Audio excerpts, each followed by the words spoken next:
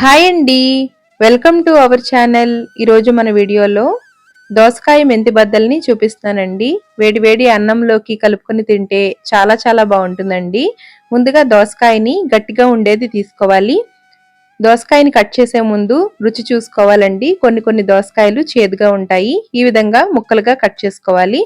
ఇప్పుడు స్టవ్ మీద ప్యాన్ పెట్టుకుని మెంతి కారం కోసం 1 టేబుల్ స్పూను ఆయిల్ వేసుకుని ఆయిల్ వేడైన తర్వాత 1 కప్పు మెంతులని వేసుకోవాలి. 1 కప్పు మెంతులకి 3 కప్పుల ఆవాల కొలత కరెక్ట్గా సరిపోతుందండి.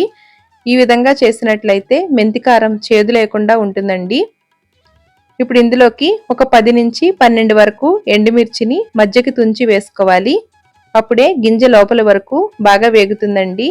ఇదే విధంగా మామిడికాయ మెంతి బద్దల్ని కూడా తయారు చేసుకోవచ్చండి.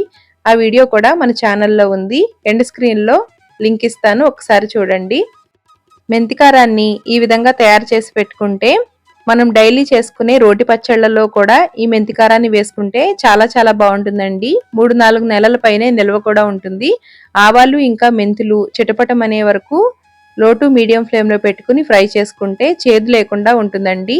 ఈ విధంగా మంచి రంగు వచ్చిన తర్వాత కంచంలోకి తీసుకుని బాగా చల్లారి పెట్టుకోవాలి.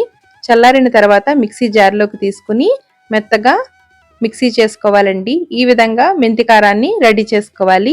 ఇప్పుడు దోసకాయ మెంతి బద్దల్ని తయారు చేయడం కోసం మిక్సింగ్ బౌల్ ఒకటి పెట్టుకొని అందులోకి 1 కప్పు తోటి కానీ గ్లాస్ తోటి కానీ దోసకాయ ముక్కల్ని తేలికగా కొలిచి తీసుకోవాలండి. నొక్కి పెట్టి తీసుకోకూడదు.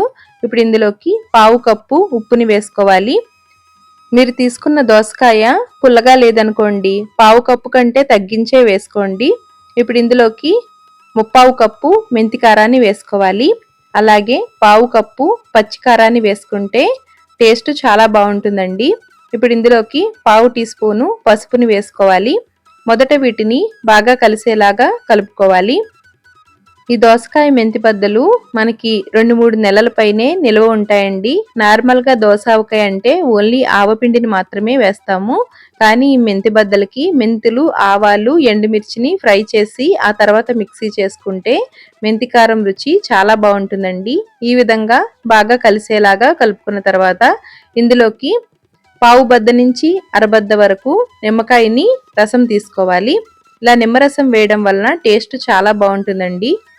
ఇలా మొత్తం అంతా నిమ్మరసం బాగా కలిసేలాగా కలుపుకున్న తర్వాత ఇందులోకి 1/4 కప్పు వేరుశనగ నూనె వేసుకుంటే ఫ్లేవర్ చాలా బాగుంటుందండి. వేరుశనగ నూనె ప్లేస్లో నువ్వుల నూనె అయినా వేసుకోవచ్చండి. ఈ దోసకాయ మెంతి బద్దలు ఏమీ ఊరబెట్టనవసరం లేదండి. అప్పటికప్పుడు తినేసేయచ్చు, చాలా బాగుంటుంది. నూనె వేసిన తర్వాత మొత్తం అంతా బాగా కలిసేలాగా కలుపుకోవాలి. మొదట ఇలా డ్రైగా అనిపిస్తుందండి. కొద్దిసేపటికి నూనె అంతా పైకి వస్తుంది. తడి తగలకుండా గాజు సీసాలో స్టోర్ చేసుకుంటే మనకి 2-3 నెలల పైనే నిల్వ ఉంటుందండి.